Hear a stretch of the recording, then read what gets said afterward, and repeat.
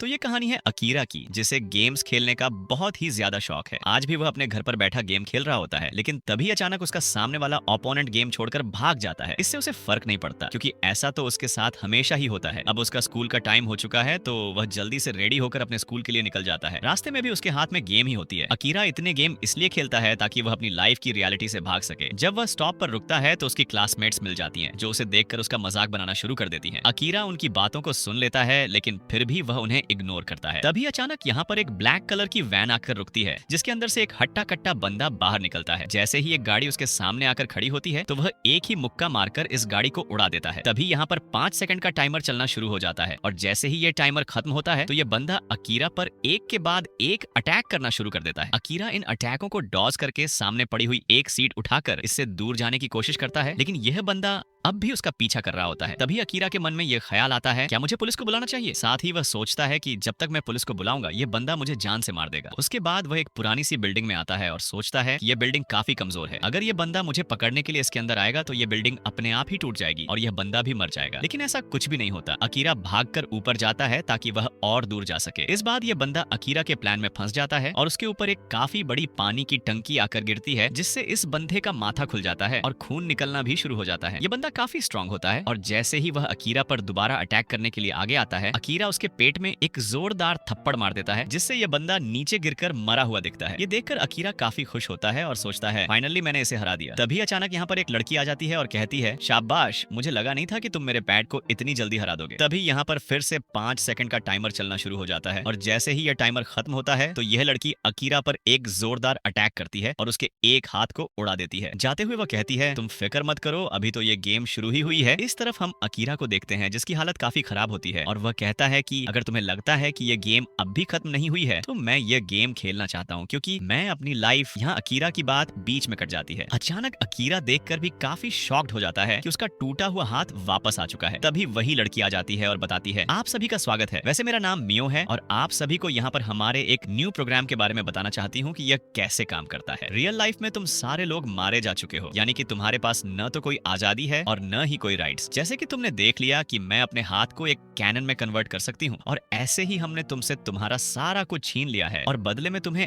ऐसी पावर्स दिए हैं। तो चुपचाप हमारी बातें मानो और इन पावर्स का इस्तेमाल ऐसे करो। तुम अपनी एबिलिटीज का इस्तेमाल कर सकते हो, और इन एबिलिटीज का इस्तेमाल करने के बाद तुम किसी को भी नुकसान पहुंचा सकते हो। यहाँ पर खड़े हुए सारे लोग उसकी बातों को बड़ी गौर से सुन रहे होते हैं। वह कहती है कि अगर तुम्हारे मन में कोई डाउट हो तो तुम मुझसे पूछ सकते हो। वह यह सवाल मड़ो और रिंगो दोनों से भी करती है। तभी अचानक एक बंदा यह पूछता है, आखिरकार तुम कौन हो और तुम यह सारा कुछ क्यों कर रही हो? मियो उसकी बातों का जवाब देती हुई कहती है, मैं तुम्हारे बारे में भी सारा कुछ जानती हूँ, और मैंने उस बंदे को इसलिए जान से मारा क्योंकि मैं एक बुरी इंसान हूँ और तुम एक अच्छे इंसान हो। जब ये सारी बातें खत्म हो जाती हैं, तो फिर सभी अपने अपने रूम में चले जाते हैं। जैसे ही अकीरा अपने रूम में आता है, तो उसकी हाथ की हथकड़ियां खुल जाती हैं और सामने टेबल पर एक लेटर रखा हुआ होता है, जिससे अकीरा को पता चलता है कि उसकी एबिलिटी कौन सी है और वह क्या क्या कर सकता है। फिर हम मियो को देखते हैं, जो ये सारा कुछ अपने सीसीटीवी कैमरों में देख रही होती है, और फिर हम दोबारा अकीरा को देखते हैं, जो कि अपने फेवरेट कैंडी खाकर सो जाता है। और तब एक जोरदार धमाका होता है, जिससे अकीरा यह समझ जाता है कि पक्का कोई ना कोई यहाँ पर अपनी एबिलिटी को चेक कर रहा है, पर वह कौन? और अब वह सोचता है कि अगर किसी के पास मुझसे भी ज्यादा स्ट्रॉन्ग पावर हो और वह मुझे मारना चाहता हो, तो मैं उससे कैसे बचूंगा? अकीरा को ये सारी चीजें बड़ी बकवास लग रही होती हैं, लेकिन साथ ही वह अपना बेस्ट देने के लिए भी पूरी तरह रेडी होता है। अब बारी आ चुकी है पहली 1-on-1 बैटल की, जो कि मडोका और अकीरा के बीच एक क्लासरूम के अंदर हो रही होती है। मडोका उसे देखकर ही कहता है, ओए सुनो बच्चे, चुपचाप मुझसे हार मान लो,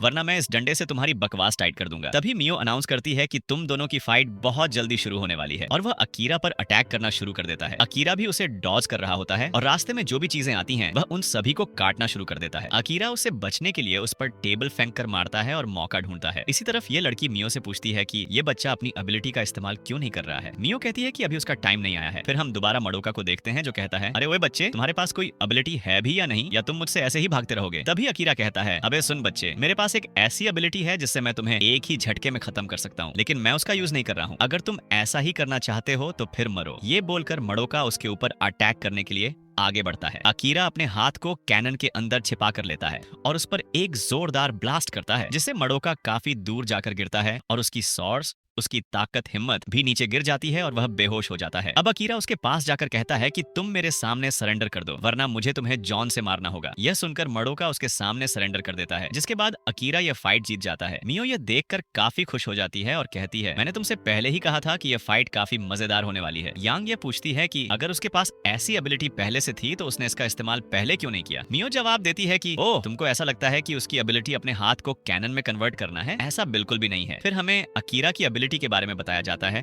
जो कि एक तरह का इल्यूजन है, और जो भी ओपोनेंट उसके बारे में जो सोचता है, अकीरा की एबिलिटी वही बना देती है। मियो बताती है कि इसलिए अकीरा ने फाइट से पहले कैनन की बात की थी ताकि मडोका कैनन के बारे में सोचे, और जब उसने ऐसा सोचा तो अकीरा का काम काफी आसान हो गया और उसने मडोका को बुरी तरह हरा दिया। फिर गार्ड्स अकीरा को लेकर जाने लगते हैं और अकीरा सोचता है कि उसने तो अभी एक फाइट जीती, लेकिन अभी बहुत कुछ है जो उसे अपनी एबिलिटी के बारे में सीखना है। वह अपने मन में यह भी सोचता है कि उसने वह सब कुछ करना शुरू कर दिया है जो वे लोग उसे कराना चाहते थे, लेकिन अकीरा के दिमाग में कुछ और ही खिचड़ी बन रही होती है। वह सोचता है कि जिस बिल्ली मियो ने उसे यह ताकत दी है उसके बारे में वह बाद में काफी पछतावा करेगा कि उसने उसे यह एबिलिटी क्यों दी। फिर हमें एक और लड़की दिखाई जाती है जिसका नाम यूरी है और वह भी इस गेम के अंदर फंसी हुई है। वह सोचती है कि उसे कुछ भी करके अपने घर जाना होगा। इसके बाद हमें यूरी का एक फ्लैशबैक दिखाया जाता है जहां वह अपने दोस्तों के साथ स्कूल से वापस आ रही होती है और उसकी सहेलियां कहती हैं कि चलो आज तुम्हारी जॉब की छुट्टी है तो घूमने चलते हैं, पर यूरी उन्हें मना कर देती है। तभी अचानक उसकी दोनों सहेलियों को सामने एक पप्पी दिखता है और वे उसके पास जाकर उसे प्यार करने लगती हैं और यूरी को भी ऐसा करने को कहती हैं। यह पप्पी यूरी को प्यारी नजर से देख रहा होता है और जैसे ही यूरी उसे छूने वाली होती है तो वह पप्पी उस पर भौंकने लगता है, जिससे यूरी का गुस्सा उठ जाता है। मुझे इसे नहीं छूना, मैं यहाँ से जा रही हूँ। अब उसकी सहेलियां समझाती हैं कि तुम टेंशन मत लो, ये तो बस रैंडमली हुआ। यूरी कहती है कि उसे ऐसी चीजों से बहुत नफरत है जो रैंडमली होती हैं। फिर यूरी एक पिछली कहानी बताना शुरू करती है जिसमें हम देखते हैं कि एक लड़की की हालत काफी खराब थी और सारे लोग उसके आसपास से बिना देखे ही जा रहे थे। तब यूरी बताती है कि उसने उस इंसान की बिना सोचे समझे मदद कर दी, लेकिन यह उसकी जिंदगी की सबसे बड़ी गलती थी क्योंकि वह लड़का एक नंबर का छापरी, नल्ला, बेरोजगार और चप्पल चोर निकला, जिसने बाद में यूरी को स्टॉक करना शुरू कर दिया। और जैसे यूरी घर पहुंचती है तो वह देखती है कि उसकी माँ किसी आदमी के साथ है। उन्हें देखकर ऐसा लगता है कि उनका रिश्ता काफी पुराना है और ये दोनों एक दूसरे के प्यार में लट्टू हैं। यूरी ये सब खड़ी होकर देख रही होती है। उसकी माँ बताती है कि आज ये हैंडसम मुंडा मुझे बार में मिला और मुझे आज ही इससे प्यार हो गया है ना, ये कमाल का। ये सारी बातें सुनकर यूरी को काफी अजीब लगता है और वह यहाँ से जाने लगती है, लेकिन तभी उसकी माँ बताती है, वैसे तुम्हारे नए पापा की एक लड़की भी है जो तुम्हारे पीछे है और तुम्हें उसका ख्याल रखना है। कुछ समय बाद का सीन दिखाया जाता है जहाँ यूरी इन सारी बातों से परेशान होकर फिर से स्कूल जा रही होती है। तभी अचानक हम उसे उस बंदे को देखते हैं जो एक बिल्डिंग के ऊपर चढ़ा हुआ होता है और वह कहता है, प्लीज बारो, तुम मेरी हो जाओ वरना मैं यहाँ से नीचे कूद जाऊंगा। यूरी उसे बचाने के लिए ऊपर चली जाती है और वह उसे देखकर गुस्सा हो जाती है। मुझे तुमसे कोई भी लेना देना नहीं है, तुम चाहो मारो या फिर जियो, बस मुझे इस सबसे दूर रखो। वह आगे कहता है, वैसे तुम्हें कैसे पता कि मैं तुम्हें यहाँ मिलूंगा? मुझे लगता है कि हम दोनों प्यार की उस पतली डोर से बंधे हुए हैं। ये बातें सुनकर यूरी का दिमाग सन्न हो जाता है, फिर भी वह उसे बचाने के लिए आगे बढ़ रही होती है। अचानक यह साइको यूरी को पकड़ लेता है और दोनों इस बिल्डिंग से नीचे गिरने लगते हैं। यूरी यह देखकर काफी शॉक्ड रहती है कि उसके साथ यह क्या हो रहा है। फिर सीन वापस प्रेजेंट में आता है जहाँ यूरी चिल्लाकर उठती है और कहती है, मुझे कुछ भी करके यहाँ से बाहर जाना होगा, मुझे अपने घर जाना है। वह दरवाजा खोलने की बहुत कोशिश करती है पर दरवाजा नहीं खुलता। तभी उसे मियो की बात याद आती है कि तुम सबको रैंडमली चुना गया है, और यह बात याद करके उसका मस्तक गुमसुम सा हो जाता है। वह दरवाजे पर लात घोंपना शुरू कर देती है और यह सब मियो सीसीटीवी कैमरों में देख रही होती है। मियो कहती है, ये तो काफी ज्यादा इंटरेस्टिंग है, मुझे लगता है कि ये भी एक स्ट्रॉन्ग प्लेयर है। फिर हम दोबारा यूरी को दिखाते हैं जो अपनी एबिलिटी चेक कर रही होती है। मियो ये देखकर कहती है, ऐसे फेस के साथ ऐसी एबिलिटी काफी कमाल की है। जब यूरी अपनी एबिलिटी को चेक करती है तो सामने की दीवार चटक जाती है और उसे ऐसा लगता है कि वह इस दरवाजे को तोड़ सकती है। वह इसे तोड़ने की नाकाम कोशिशें करती है पर दरवाजा नहीं टूटता। हार मानकर वह बिस्तर पर लेट जाती है और सोचती है, ये सारा कुछ मुझ पर ही क्यों होता है, मैं जैसा सोचती हूँ वैसा कभी भी नहीं होता। फिर एक फ्लैशबैक दिखाया जाता है जहाँ यूरी स्कूल से घर आती है और नोटिस करती है कि यहाँ कोई है। तब एक छोटी बच्ची बाहर निकल कर आती है जो बहुत भूखी है क्योंकि उसकी माँ बाप सुबह से यहाँ से गायब हैं और वे दोनों घूम रहे होते हैं। यूरी उस बच्ची को खाना देती है और फिर दोनों नहाने के लिए जाती हैं। जैसे ही वह बच्ची कपड़े उतारती है यूरी कुछ देखकर काफी शॉक्ड हो जाती है। रात के सीन में यूरी उस बच्ची को देख रही होती है और उसे बुरा लगता है। वह उस बात को याद करती है जब उसकी माँ रो रही थी और यूरी उनके पास जाकर कहती है, माँ प्लीज मत रो, मैं आपके साथ हूँ। माँ बताती है कि वह बच्ची यूरी ही है जिसकी वजह से उन्हें उस आदमी के साथ रहना पड़ रहा है जिसे यूरी बिल्कुल पसंद नहीं करती। ये सब बातें सोचकर यूरी बहुत शॉक्ड हो जाती है, जिसके बाद गार्ड्स उसे लेकर जा रहे होते हैं क्योंकि उसकी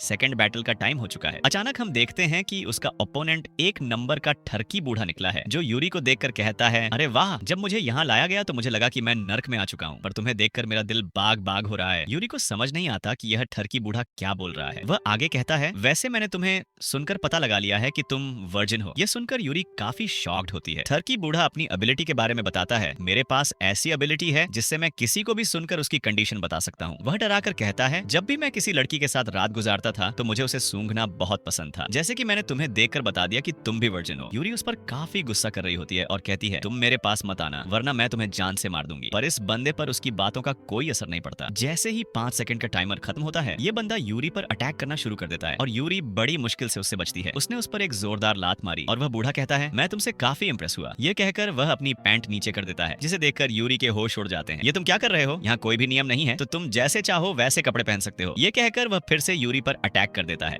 और उसकी गर्दन दबाने लगता है। यूरी उससे बचने की कड़ी कोशिश कर रही होती है और वह कहता है, अरे सुनो सुंदरी, झटपट पाने का कोई भी फायदा नहीं है और जैसे मैंने जितना सोचा था तुम उससे भी काफी अच्छा स्मेल करती हो और तुम्हें इस तरह से पकड़ने में मुझे अपनी पुरानी बातें याद आ रही हैं। फिर इस बंदे का एक फ्लैशबैक दिखाया जाता है जहां वह एक औरत के साथ रात बिताने के बाद अपने रास्ते जा रहा होता है। तभी उस औरत को यह पता चलता है कि यह बंदा काफी अमीर है और एक बड़ी कंपनी में काम करता है। इसके बाद वह इस बंदे का फायदा उठाना शुरू कर देती है, यानी कि उसे ब्लैकमेल कर रही होती है कि अगर तुमने मुझे ज्यादा पैसे नहीं दिए तो मैं तुम्हारी ऑफिस में आकर सबको ये सारी बातें बता दूंगी कि तुमने मेरे साथ क्या किया है और तुम क्या क्या करते हो। इतने हुनक देने की हिम्मत पर वह काफी गुस्सा हो जाता है और उस लेडी को जान से मार देता है। फिर हमारा सीन वापस प्रेजेंट में आता है जहां वह यूरी के साथ बातें कर रहा होता है और बताता है कि मैंने ऐसा कभी भी नहीं सोचा था कि मेरी फाइट तुम्हारे साथ होगी। ये फाइट तो काफी रैंडमली हुई है। ये शब्द सुनते ही यूरी के दिमाग में सारी की सारी इमेजेस आने लगती हैं, जिससे यूरी को काफी गुस्सा आता है और वह पहली बार अपनी एबिलिटी का इस्तेमाल करती है और उस ठरकी का हाथ तोड़ देती है। तुमने मेरे साथ क्या किया? मैं तुम्हें जान से मार दूंगी। जैसे ही यह बात सुनती है वह उस पर मुक्के बरसाना शुरू कर देती है और कुछ ही देर में उसे ढेर कर देती है, जिससे यूरी ये फाइट जीत जाती है। फिर हमें यूरी की एबिलिटी के बारे में बताया जाता है कि वह अपनी स्ट्रेंथ को 5 गुना बढ़ा सकती है और सुपर स्ट्रॉन्ग बन सकती है। फिर हम अकीरा को देखते हैं जो बैठा हुआ अपनी फेवरेट कैंडी खा रहा होता है और सोचता है कि मेरे पास ये जो पावर्स हैं मैं उनका इस्तेमाल करके सभी को हरा दूंगा। लेकिन मुझे एक बात समझ नहीं आ रही है, इन सारी पावर का इस्तेमाल करने के लिए स्ट्रेंथ कहां से आती है? तभी अचानक मियो यहीं पर आ जाती है और बताती है कि जब भी तुम अपनी इस एबिलिटी का इस्तेमाल करते हो तो ह्यूमन वर्ल्ड में 2 लोग टपक जाते हैं, यानी कि ये सारी स्ट्रेंथ ह्यूमन स्ट्रेंथ से आती है। तब अकीरा की आंख खुल जाती है, यानी कि वह यह सारा कुछ सपना देख रहा होता है। इसके बाद ये गार्ड्स उसे लेकर एक नई जगह पर आ जाते हैं जहां पहले से ही ये सारे लोग उसका इंतजार कर रहे होते हैं। अब जो फाइट होने वाली है वह एक बनाम एक नहीं बल्कि एक टीम बैटल होने वाली है जिसमें ये सभी एक साथ हैं। यहाँ पर 2 घंटे का टाइमर स्टार्ट हो जाता है और इन 2 घंटों में इन सभी को एक साथ रहना है। अकीरा सोचता है कि अगर हम सब मिलकर काम करने वाले हैं तो हम सभी को अपनी अपनी एबिलिटीज के बारे में एक दूसरे को बताना होगा। पास में हम एक और बंदे को देखते हैं जिसका नाम सैतो है और वह कहता है, चलो हमारे पास अब भी टाइम है तो हम एक दूसरे को अच्छी तरह जान लेते हैं और एक अच्छा सा प्लान भी बना लेते हैं। अब वह एक बटन दबाता है जिससे वह एक रस्सी को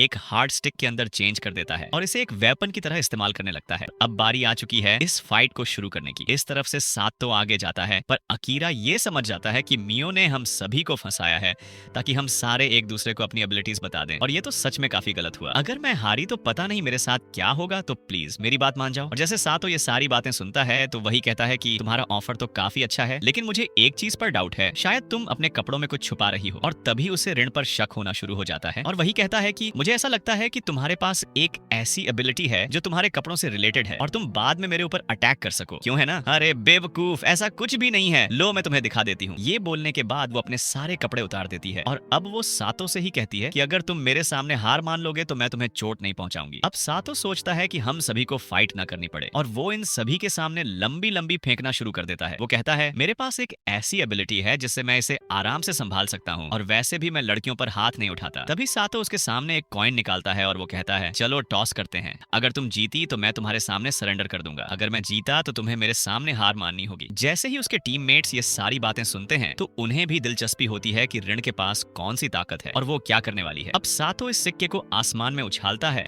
और वो सोचता है कि ये सारे मेरी एबिलिटी के बारे में नहीं जानते। सिचुएशन चाहे कोई भी हो लेकिन मैं हमेशा टॉस जीतता हूँ। उसकी पूरी नजर उस कॉइन पर होती है लेकिन तभी अचानक हम देखते हैं कि ऋण उस पर अटैक कर देती है और सातो को जान से मार देती है। ये देखकर सारे लोग शॉक्ड हो जाते हैं। वो अकीरा से पूछते हैं, क्या तुम जानते हो कि इसने ये कैसे किया? अकीरा बताता है, मैं इसके बारे में कुछ भी नहीं जानता, मेरा पूरा ध्यान उसी पर था। इन सभी को ये बात समझ नहीं आती कि अचानक से ये सारे ब्लड्स कहाँ से आए और अब ये सारे बात कर रहे होते हैं कि जो इंसान सिखा रहा था कि हमें अपना गार्ड डाउन नहीं करना चाहिए वो खुद ही मारा मारा गया और अभी तक हमें उसकी ताकत के बारे में भी पता नहीं लगा। फिर ये सारे आपस में ही लड़ना शुरू कर देते हैं। तभी रिन अपने साथियों से ये बोलती है, मैंने उस इंसान को जान से मार दिया, क्या तुम्हें कोई दिक्कत है? अब ये सारी सिचुएशन देखकर अकीरा सोचता है कि मैंने जितना सोचा था ये उससे भी काफी स्ट्रांग है और ये मेरी टीम को अफेक्ट कर सकती है। इसके बाद वो सभी को शांत करता है और कहता है, हम सभी को आपस में फाइट नहीं करनी है, ये सारा कुछ हम बाद में भी कर सकते हैं, पहले तुम सब इस बैटल पर फोकस रखो। अगले सीन में हम देखते हैं कि सेकंड मैच शुरू हो जाता है जो शिन और रिंगो के बीच में होता है। तभी अकीरा शिन को बताता है, तुम भी वैसी गलती मत करना जो सातों ने की थी। अगर मैं इस लड़की को रिंग से बाहर निकाल दूं तो मैं इससे बिना फाइट किए ही जीत जाऊंगा। जैसे ही रिंगो अपना हाथ ऊपर करती है तो शिन के लिए ये अपने आप हार गई। इस तरफ रिंगो अपने टीममेट को बता रही होती है, मैंने उस इंसान की एबिलिटीज को कॉपी करने की काफी कोशिश की, लेकिन मुझे ये समझ नहीं आया कि उस इंसान के पास कौन सी पावर्स हैं, इसलिए मैं हार गई। तभी रिन उससे कहती है, अरे कोई बात नहीं, तुमने अपना बेस्ट दिया। ये बोलने के बाद वो उसका गला पकड़ लेती है। मैं जानती थी तुम यही सुनना चाहती हो। अरे पागल औरत, कम से कम उसे अपनी एबिलिटी यूज तो करने देती, तूने पहले ही हार मान ली। तब उनकी एक और टीममेट जिसका नाम साइको होता है कहती है, अरे यार तुम सारे चिंता मत करो, मैं इस फाइट को जीतने वाली हूँ। इसके बाद रिन उसे छोड़ देती है। मुझे माफ करना, मेरा बस थोड़ा सा दिमाग हिल गया था। फिर हमें रिंगो के अंदर का सीन दिखाया जाता है जहाँ वो अंदर से काफी चिल्ला रही होती है, लेकिन बाहर से देखने में एकदम शांत लग रही होती है, जैसे उसे कोई फर्क नहीं पड़ा। फिर हमें रिंगो की एबिलिटी के बारे में बताया जाता है। वो अपने ओपोनेंट की पावर्स को कॉपी कर सकती है,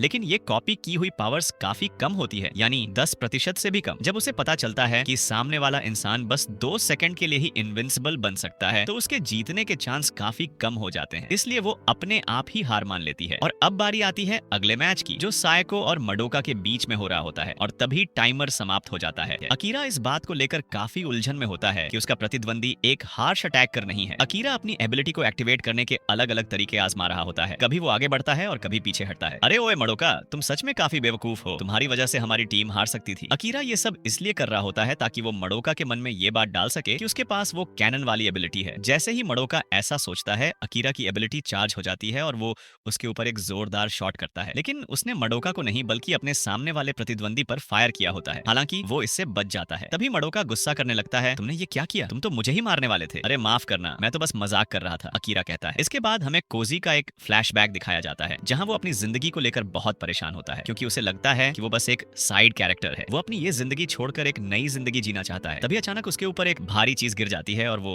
मारा जाता है। फिर हम वापस प्रेजेंट में आते हैं जहां अकीरा उसके ऊपर शूट करने के लिए खड़ा होता है, लेकिन उसकी एबिलिटी फिर से गायब हो जाती है। जब वो अपने प्रतिद्वंदी को देखता है तो उसका हाथ दोबारा से कैनन में बदल जाता है और अब वो कोजी पर अटैक करना शुरू कर देता है, पर कोजी को कुछ नहीं होता। तभी सब नोटिस करते हैं कि कोजी के चारों ओर एक बैरियर बना हुआ है। अकीरा उस पर 2 और शॉट्स करता है, लेकिन कोजी उनसे भी बच जाता है। जब उसकी टीम के साथी उसे चीयर कर रहे होते हैं तो कोजी को ये फीलिंग अजीब लगती है। मुझे मेरी लाइफ में आज तक किसी ने भी चीयर नहीं किया, खासकर लड़कियों ने। तभी चारों तरफ रोशनी होने लगती है। अरे तुम उसे गलत तरीके से चीयर कर रही हो, मैं तुम्हें दिखाती हूँ कि एक आदमी को कैसे चीयर करते हैं, रिन कहती है। फिर रिन बोलती है, सुनो कोजी, अगर तुम ये फाइट जीत गए तो ये लड़कियां तुम्हारे लिए कुछ भी करेंगी, सुन रहे हो ना, कुछ भी। तभी कोजी के दिमाग की बत्ती जल जाती है और वो सोचता है, वाह, अगर ऐसा है तो मैं ही कर सकता हूँ। लेकिन तभी उसका जूता उसके चेहरे पर आकर लगता है और अकीरा उसके सामने खड़ा हो जाता है। चलो अब जल्दी से दोनों हाथ ऊपर कर लो, क्योंकि मुझे पता है कि जब भी मैं दूर से तुम्हारे ऊपर शूट कर रहा था तब तुम अपने हाथ जमीन पर लगाकर अपने लिए बैरियर बना रहे थे। अब जब मुझे ये बात पता चल गई है तो तुम हार चुके हो। और अकीरा ये फाइट जीत जाता है। उसने ये सब करने के लिए पहले मडोका का सहारा लिया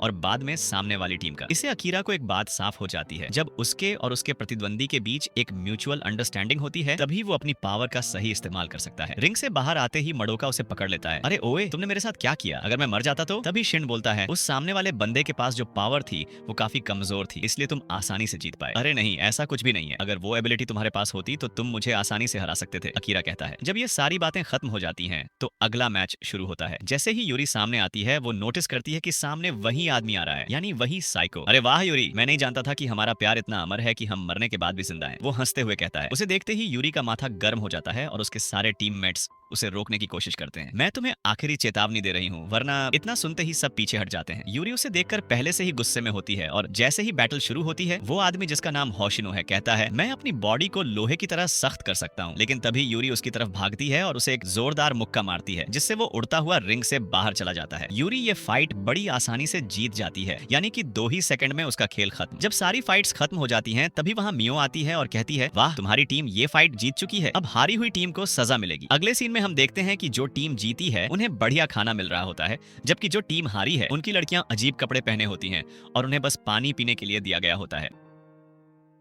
ये देखकर अकीरा और उसकी टीम बहुत हैरान होती है क्योंकि उन्होंने ऐसा सोचा भी नहीं था। अब वो लड़कियां उन्हें खाना सर्व कर रही होती हैं और ये सभी आराम से खा रहे होते हैं। एक लड़की अकीरा के पास आती है और कहती है, मैं तुम्हारी पावर देखकर बहुत इंप्रेस हुई हूँ, लेकिन मुझे समझ नहीं आया कि तुमने अपने टीममेट पर कैनन क्यों तान दी। अकीरा कहता है, जाओ जाओ, मुझे तुम्हारी बातों में कोई दिलचस्पी नहीं है। फिर सोचता है, मुझे इस लड़की से दूर रहना होगा, ये बहुत खतरनाक है। इधर मडोका रिंगो के साथ अजीब बर्ताव कर रहा होता है और कहता है, मैं जीता हूँ तो मैं जैसा चाहूँ वैसा कर सकता हूँ। पर अकीरा उसे तुरंत झिड़क देता है, अभी क्या बोला तू जीता नहीं, तू हारा था, चल अब यही कपड़े पहनकर हमें खाना सर्व कर। जब इनका खाना खत्म हो जाता है तो दोनों टीमों को अलग अलग रास्तों पर जाना पड़ता है। ये तो बस हमारा टाइम पास था, लेकिन असली सजा अब मिलेगी, कोई कहता है। और जैसे जैसे ये सब आगे बढ़ते हैं, रास्ते अलग अलग दिशाओं में बढ़ जाते हैं, यानी अब सबको अकेले आगे जाना होगा। और अब ये सब इस बात को लेकर काफी चिंता में होते हैं कि अगर ये सब अलग अलग आगे गए तो ऐसा भी हो सकता है कि आगे जाकर ये एक दूसरे के दुश्मन बन जाएं। मुझे इस बात से कोई भी फर्क नहीं पड़ता, मैं तो बस यही चाहता हूँ कि हम सब सरवाइव कर जाएं। और ये बोलने के बाद वो सब यहाँ से चले जाते हैं, सिवाय अकीरा और यूरी के। वैसे मैंने तुम्हें जो हंकी दिया है वो बचपन से मेरे साथ था, ओ तो तुम इसे वापस ले सकते हो। और अकीरा उससे ये समझाता है कि मेरे कहने का मतलब ये है कि तुम एकदम सेफ रहना और इस हैंकी को दोबारा वापस लेकर आना। और अब ये दोनों एक दूसरे को गुड लक बोलकर अपने अपने रास्ते निकल जाते हैं। और जैसे ही अकीरा आगे जाता है तो उसे आईफोन 16 प्रो मैक्स मिलता है और उसे ये बताया जाता है कि अभी उसके पास 100 पॉइंट्स हैं और उसे ऐसे ही 1000 पॉइंट्स कलेक्ट करने हैं, तभी वो इस लेवल को पार कर सकता है। और तभी उसके सामने का दरवाजा खुल जाता है और जैसे ही अकीरा वहां जाता है वो ये नोटिस करता है कि वो एक खुले जंगल में आ चुका है। उससे ये बताया जाता है कि वो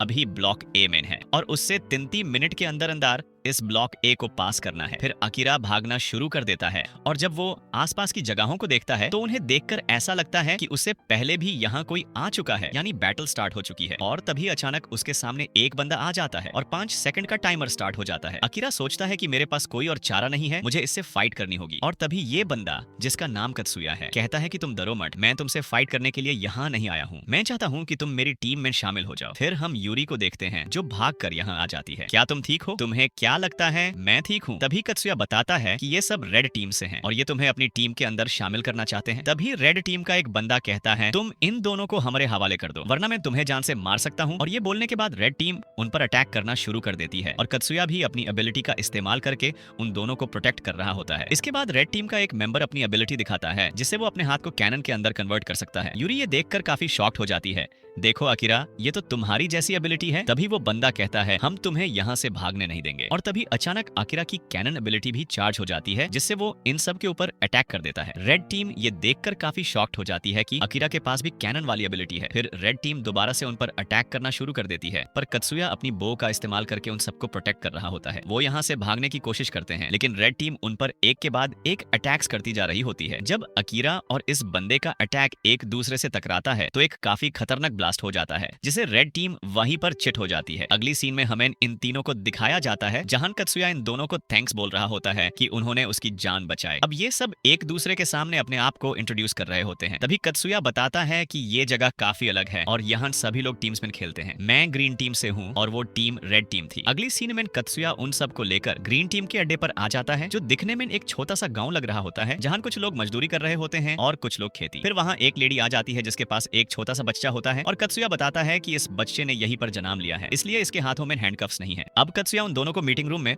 छोड़कर चला जाता है। जब ये दोनों एक साथ होते हैं तो इन्हें काफी ऑकवर्ड लगता है। अब ये दोनों इस जगह के बारे में बातें कर रहे होते हैं और अकीरा कहता है, इस जगह पर सब टीम्स बनाकर फाइट करते हैं, तो मुझे लगता है कि इनके लीडर के पास कोई ऐसी एबिलिटी है जो बहुत पावरफुल है। अब कत्सुया उन दोनों को लेकर अपने लीडर के पास जाता है जो एक बुढ़ा होता है। इस बंदे का नाम है शिरासागी और ये उन दोनों को देखकर काफी खुश होता है। उससे लगता है कि अकीरा के पास कैनन एबिलिटी है और अगर वो इनकी टीम में शामिल हो जाता है तो आगे चलकर इन्हें काफी फायदा हो सकता है। ये सब सुनने के बाद वो दोनों काफी शॉक्ड हो जाते हैं क्योंकि उन्हें लगता था कि इस टीम का लीडर एक काफी पावरफुल इंसान होगा, लेकिन ये तो एक नंबर का फत्तू निकला जिसे पावर्स की नीड है। अब ये दोनों यूरी से उसके एबिलिटी के बारे में पूछते हैं। यूरी बताती है, मेरी एबिलिटी है कि मैं अपनी स्ट्रेंथ को 5 गुना बढ़ा सकती हूँ। ये सुनने के बाद वो दोनों काफी शॉक्ड हो जाते हैं। फिर वो बुढ़ा बताता है, कैनन एबिलिटी सच में काफी रेयर है, लेकिन जो एबिलिटी तुम्हारे पास है वो तो उससे भी ज्यादा अल्ट्रा रेयर है। अब ये दोनों बंदे काफी खुश हो रहे होते हैं और वो सोच रहे होते हैं कि अगर इन दोनों ने हमारी टीम ज्वाइन कर ली तो सब कुछ चेंज हो सकता है। अकीरा और यूरी इन दोनों की हरकतों को देखकर काफी ऑकवर्ड फील कर रहे होते हैं, समझ नहीं पा रहे होते कि इन्हें क्या हुआ। फिर ये दोनों दोबारा सीरियस हो जाते हैं जिसके बाद शिरासगी बताता है, देखो सुनो,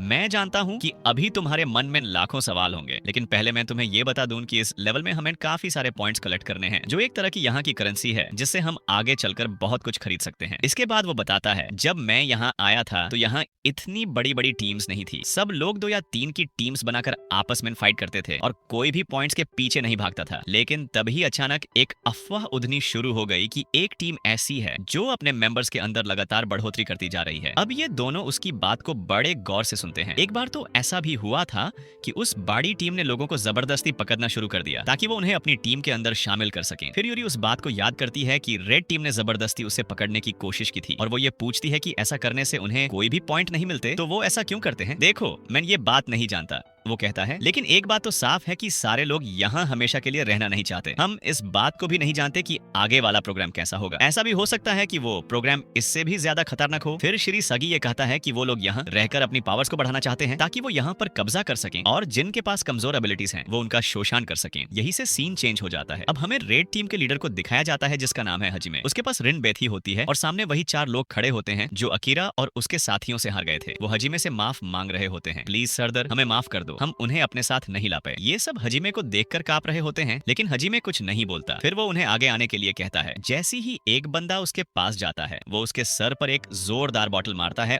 और कहता है, मैंने तुमसे पहले ही कहा था कि अगर तुम उन्हें हमारे पास नहीं लाओगे तो तुम सब मारे जाओगे। वहीं पास में एक और बंदा बैठा होता है जो इस टीम का सब लीडर है। उसका नाम है मसाया। वो कहता है, मैं ये नहीं जानता तुम अपने लोगों को कैसे ट्रीट करते हो, लेकिन अगर मेरे ब्रांडेड कपड़ों पर एक बूंद भी खून की गिर गई तो मैं इन्हें जान से मार दूंगा। इसके बाद सब उस बंदे को लेकर वहां से चले जाते हैं। अब हजीमे अकीरा के बारे में पता करना शुरू करता है। वो देखकर काफी शॉक्ड हो जाता है। एक बात तो साफ है, इस बच्चे के पास कैनन वाली एबिलिटी के अलावा भी कोई और एबिलिटी है, लेकिन वो क्या है? सुनो हजीमे, मुझे लगता है कि उसके पास भी तुम्हारी तरह एक रारे एबिलिटी है, लेकिन हमारे लिए बुरी बात ये है कि उसने हमारी ऑपोजिट टीम के साथ टीम अप कर लिया है। इस तरह श्री सगी उन दोनों को बताता है, मैंने तुम दोनों को पहले ही बताया था कि रेड टीम सबको अपना गुलाम बनाना चाहती है ताकि वो उन सबको एक स्लेव की तरह इस्तेमाल कर सके। अकीरा और यूरी ये सब बातें सुनते हैं तो उनके पैरों के नीचे से जमीन खिसक जाती है। आखिर इस गेम में हो क्या रहा है? वैसे मैं तुम्हें बता दूं कि इस जगह पर 3 टीम्स एग्जिस्ट करती हैं। पहली है रेड टीम जो लोगों को हंट करती है, दूसरी है ग्रीन टीम जो उन बंदों को रेड टीम से बचाती है, और तीसरी है ब्लू टीम जिसका दोनों टीम से कोई लेना देना नहीं है, यानी ये एक न्यूट्रल टीम है। श्री सगी की ये सारी बातें सुनकर एक बात तो साफ हो जाती है कि ये पूरा प्रोग्राम 3 हिस्सों में बता हुआ है जिन्हें 3 अलग अलग टीम्स लीड करती हैं। वैसे भी हम कुछ टाइम बाद रेड टीम से फाइट करने वाले हैं। वो कहता है, क्या तुम दोनों हमारा साथ दोगे? तभी यूरी बोलती है, अगर सच में वो लोग ऐसा करना चाहती हैं तो मैं आपके साथ हूँ। फिर वो अकीरा से पूछती है, तुम इसके बारे में क्या सोचते हो अकीरा? वैसे भी तुम्हारा सामना रेड टीम से पहले ही हो चुका है। अब तुम्हारे पास 2 ही ऑप्शंस हैं, या तो तुम हमें ज्वाइन कर सकते हो या फिर ब्लू टीम को। तभी अचानक अकीरा उन दोनों पर अटैक करने के लिए आगे बढ़ता है और वो दोनों ये देखकर शॉक्ड हो जाते हैं। श्री सगी बोलता है, तुम मुझे अपना हॉस्टेज बनाना चाहते हो ताकि तुम्हें और भी ज्यादा ऑप्शंस मिल जाएं, है ना? क्या यही तुम करना चाहते हो? अकीरा हैरान हो जाता है कि उसका कैनन अभी तक एक्टिवेट नहीं हुआ, जबकि ऐसी कंडीशन में उसके कैनन को एक्टिवेट हो जाना चाहिए था। वो सोचता है, ये मेरे साथ क्या हो रहा है? क्या इस बंदे के पास कोई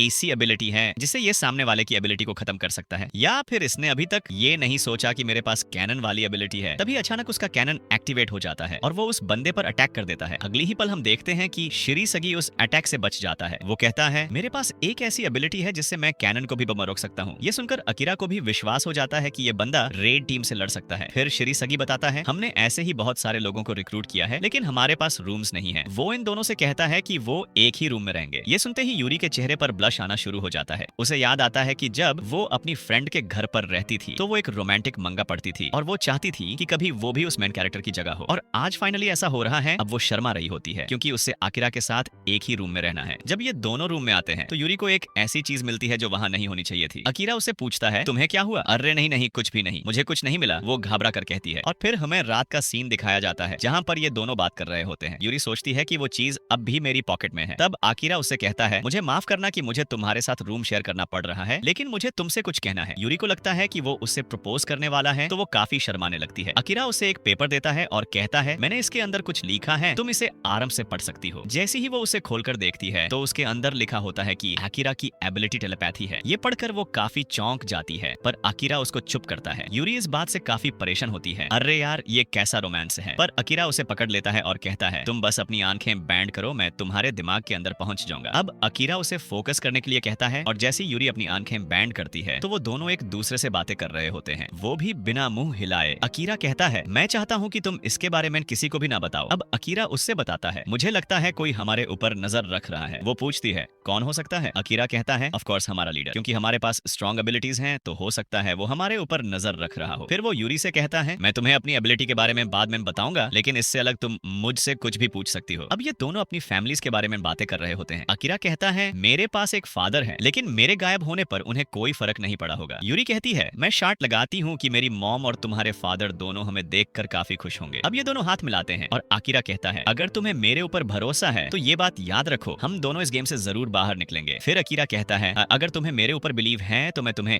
एक सच बताना चाहता हूँ, मेरी एबिलिटी ना तो टेलीपैथी है ना ही कैनन। मेरी एबिलिटी काफी यूनिक है, जो भी सामने वाला इंसान मेरे बारे में सोचता है वही मेरी एबिलिटी बन जाती है। तभी अचानक सभी के पास मियो की कॉल आती है। वो बताती है कल तुम्हारे लिए एक और क्वेस्ट है तो तुम्हें 9 बजे तैयार रहना है। फिर अगले दिन का सीन दिखाया जाता है जहाँ ये सभी क्वेस्ट पर जाने के लिए तैयार होते हैं। ग्रीन टीम का लीडर बताता है ये वाला क्वेस्ट काफी बड़ा है और हो सकता है इस क्वेस्ट में हमें काफी सारे पॉइंट्स भी मिल जाएं। वो सभी को उनकी एबिलिटीज के हिसाब से अलग अलग ग्रुप्स में बांट देता है। सभी उस क्वेस्ट को पूरा करने के लिए निकल जाते हैं। मदोका भी अपने साथियों के साथ तैयार होता है। फिर हमें अकीरा और यूरी दिखाए जाते हैं जो एक साथ जा रहे होते हैं। अकीरा कहता है तुम्हें कल वाली बात याद है ना? यूरी पूछती है कल तुमने मुझे जो बताया था क्या वो सच है? जो मैं सोचूंगी वही तुम्हारी एबिलिटी बन जाएगी। अकीरा ने ये सब कुछ इसलिए किया होता है ताकि वो अपनी एबिलिटी का सही तरीके से इस्तेमाल कर सके, और अगर यूरी को उसकी एबिलिटी के बारे में पता होगा तो वो इसे और भी अच्छे से यूज कर सकता है। लेकिन जब उसने यूरी को ये सब बताया था तो वो ऐसा टाइम था जैसे उसने अपनी जान निकाल कर यूरी के सामने रख दी हो। फिर अगले सीन में सभी उस जगह पहुंच जाते हैं और तभी वहाँ मियो भी आ जाती है। वो कहती है तुम सभी का यहाँ पर स्वागत है। तभी अचानक वहाँ काफी सारे मम्मीज जैसे क्रीचर्स आ जाते हैं। वो बताती है ये वाला क्वेस्ट तुम सभी के लिए काफी इंपॉर्टेंट है, ये तब खत्म होगा जब तुम इन सभी क्रीचर्स को मार दोगे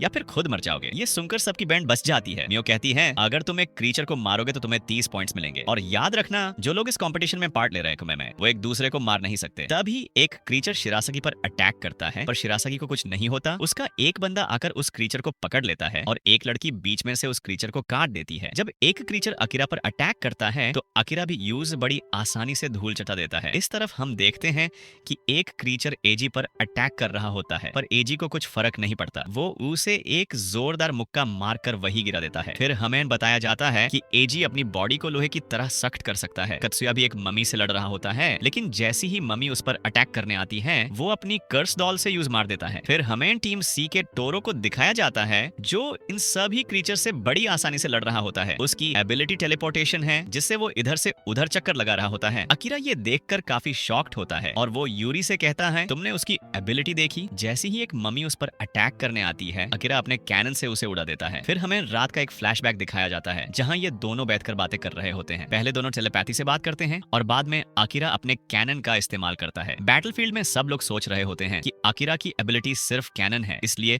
वो जब चाहे अपना कैनन यूज कर सकता है। चलो देखते हैं तुम अपनी एबिलिटी को कब तक मेंटेन करके रखते हो। तभी वहां हजीमे की एंट्री होती है। वो आते ही एक मम्मी को एक ही मुक्के में गिरा देता है। ये सब लोग यहाँ लड़ने नहीं आते, वो तो बस देखना चाहते हैं कि ग्रीन टीम के पास कौन कौन से मेंबर्स हैं और उनकी पावर्स क्या हैं। ये देखकर ग्रीन टीम के सभी मेंबर्स हैरान हो जाते हैं कि आखिर ये लोग यहाँ क्या कर रहे हैं। उसके बाद सब लोग यहाँ से भागना शुरू कर देते हैं और रेड टीम अपने सभी स्लेव्स को लेकर वहाँ पहुंच जाती है और वे लोग विनती कर रहे होते हैं प्लीज हमें छोड़ दो, हमें जाने दो, तुम्हारे ऊपर हमारा बड़ा कर्ज है तो वह कर्ज तुम्हें आज चुकाना होगा। जब ग्रीन टीम के सारे मेंबर्स यहाँ से भाग रहे होते हैं तो उनका लीडर सोचता है कि अगर हमारे सारे बंदे यहाँ से भाग गए तो ये क्रीचर्स आम लोगों पर अटैक करना शुरू कर देंगे। अब बात आती है मसाया की एबिलिटी के बारे में जानने की। हमें बताया जाता है कि इस इंसान के पास एक ऐसी एबिलिटी है जिससे वह किसी के ऊपर से भी अपना डेट उतरवा सकता है। भले ही उस इंसान ने उससे कर्ज लिया हो या न लिया हो, वह किसी से भी कुछ भी करवा सकता है। यहीं से पता चलता है कि उसी बंदे ने अपने स्लेव्स को आदेश दिया था कि वे इन मम्मीज के साथ लड़ें और उन्हें भागने की परमिशन न दें। अगर ये सारे क्रीचर्स ऐसे ही इन लोगों को मारते रहेंगे तो ग्रीन टीम को अपनी एबिलिटीज का इस्तेमाल करना होगा, जिससे इनकी सारी एबिलिटीज हमारे सामने आ जाएंगी और हमारा प्लान सक्सेसफुल हो जाएगा। जब एक मम्मी रिंगो पर अटैक करने वाली होती है तो अकीरा और यूरी उसे बचा लेते हैं। मुझे लगता है कि तुम्हारे पास इससे भी बढ़कर कुछ है और मैं वही देखना चाहता हूँ। इसके बाद मियो यहाँ पर एक बड़ी वाली मम्मी को बुला लेती है और ये मम्मी सचमुच काफी बड़ी होती है। मसाया अपने सारे स्लेव्स को आदेश देता है कि वे उस बड़ी मम्मी से जाकर लड़ें। ये देखकर एजी उन सबको बचाने के लिए आगे जाता है, लेकिन वह बड़ी मम्मी उसके एक जोरदार मुक्के से उसे पीछे धक्का दे देती है जिससे वह उड़कर गिरता है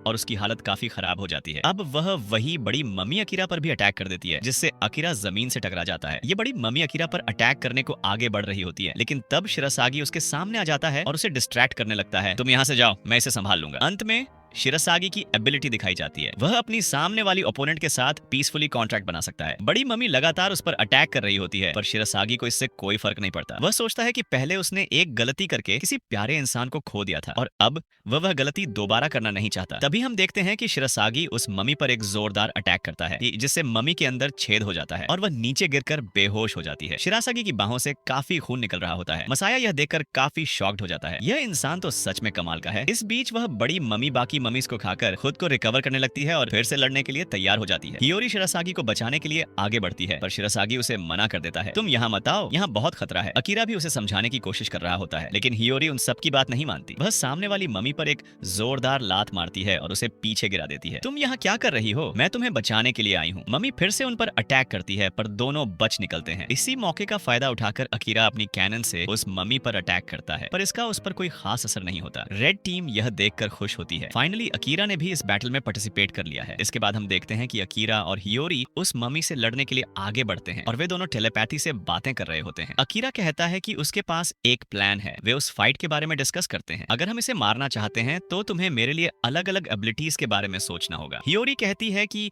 वे इसे अभी तक ट्राई नहीं कर चुके हैं और वह नोटिस करती है कि रेड टीम का लीडर उन्हें देख रहा है, इसलिए अगर उसे कोई एबिलिटी इस्तेमाल करनी है तो उसे छुप कर करना होगा। तभी अकीरा के दिमाग में एक आइडिया आता है और वह टेलीपैथी के जरिए पूरा आइडिया यूरी को बता देता है। यूरी को इस बात से डर लगता है, क्या मैं ये कर सकती हूँ? हाँ, तुम ये कर सकती हो। अब ये दोनों मम्मी को लेकर एक कोने में जा जाते हैं। रेड टीम का लीडर सोचता है कि शायद ये दोनों पागल हो गए हैं, इनके पास वहां से भागने का कोई रास्ता नहीं है, तो ये दोनों मर जाएंगे। फिर अकीरा यूरी से कहता है, चलो टाइम आ चुका है। तभी वह बड़ी मम्मी अकीरा पर अटैक कर देती है और ये अटैक अकीरा को लग भी जाता है। लोग हैरान रह जाते हैं, पर अगले पल हम देखते हैं कि अकीरा ने उस मम्मी को रोक रखा होता है। उसका कैनन उसके मुख में होता है और वह उसे एक ही झटके में उड़ा देता है। यूरी ये देखकर बहुत खुश होती है और उसे गले लगा लेती है। अगली सीन में वह मम्मी फिर से खड़ी हो जाती है और अकीरा पर अटैक करने लगती है। तभी रेड टीम का लीडर आकर एक ही मुक्के पर ऐसे वार करता है और मम्मी को नष्ट कर देता है। अरे सुनो बच्चे, तुम तो काफी इंटरेस्टिंग हो, तुमने उसके मुख में फायर किया, वह कमाल का था। यूरी उस आदमी पर गुस्सा हो जाती है और उस पर अटैक करने के लिए आगे बढ़ती है, पर वह उसे ही पटक देता है। देखो, पूरा सा पूरा क्वेस्ट खत्म हो चुका है, क्या अब भी तुम उससे लड़ना चाहती हो? मियू यहाँ पर शूट करती है और कहती है कि उसने अभी तक डिक्लेयर नहीं किया कि यह क्वेस्ट खत्म हो चुका है, उसे इसकी कोई परवाह नहीं है, उसे बस इससे लड़ना है। तो चलो फिर मैं तुम्हें एक और क्वेस्ट के बारे में बताती हूँ जिसका नाम है हंट द किंग। इसका नियम यह है कि इस क्वेस्ट में दोनों ही टीमों को एक दूसरे के किंग यानी उनके लीडर को मारना है और इसी तरह यह क्वेस्ट खत्म होगा। इसे पूरा करने का एक आसान तरीका यह है कि तुम अपने ओपोनेंट का मोबाइल चुरा लो या उससे छीन लो और उसे अपने फोन से कनेक्ट करके क्वेस्ट जीत सकते हो। ये सारे रूल्स सुनने के बाद रेड टीम मान जाती है और कहती है कि अगर हम जीतेंगे तो ग्रीन टीम ही नहीं